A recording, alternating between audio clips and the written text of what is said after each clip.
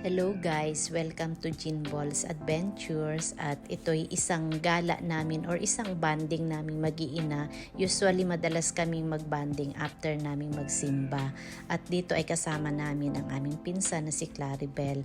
At habang kami nga ay namamasyal dito sa Glorieta Greenbelt ay na-invite kami na pumasok dito sa Ayala Museum at meron silang pa-free entrance. Sa first step ng aming pagpasok ay merong isang napakalaking screen at dito ay ipinapakita at pinapanood sa amin kung papaano nakuha or paano nila nalikom yung mga bagay na makikita namin sa loob at paano ito ginawang museum ng Ayala Corporation. Maganda ring i-encourage nating mga magulang ang ating mga anak na pumunta sa mga museum para makita nila kung ano yung mga buhay nung unang panahon ng ating mga ninuno. Natutuwa lang din ako sa aking mga anak dahil hilig din nila ang pumunta or mamasyal nga ng mga museum. Since hindi ko sila ipinanganak ng Pilipinas, ay natutuwa ako na interesado silang malaman ang history ng Pilipinas. Makikita dito yung mga kasuotan ng unang panahon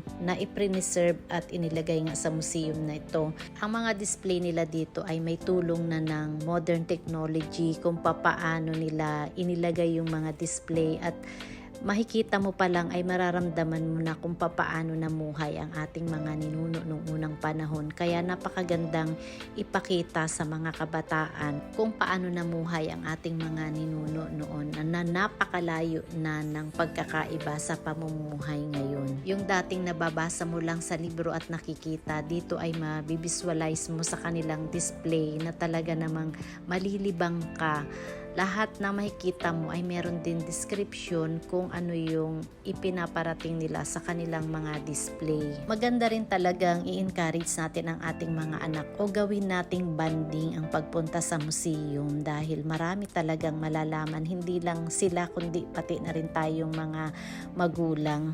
At in fairness sa Pilipinas, ang dami kong napuntahang museum na lahat ay upgraded na. Ang gaganda ng ating museum kaya talagang pasyalan ninyo, gawin ninyong banding ng pamilya. Ang sabi nga nila ay huwag tayo maging banyaga sa sarili nating bayan. Totoo guys, napakaraming magagandang pasyalan sa Pilipinas na karamihan sa atin ay hindi alam. Ito rin talaga yung isang purpose ko kung bakit gusto kong maging content creator dahil gusto kong i-share kung ano yung mga lugar na posible na meron pa rin mga tao na hindi nakakaalam or makakapanood ng aking mga video na maging inspirasyon sa kanilang puntahan.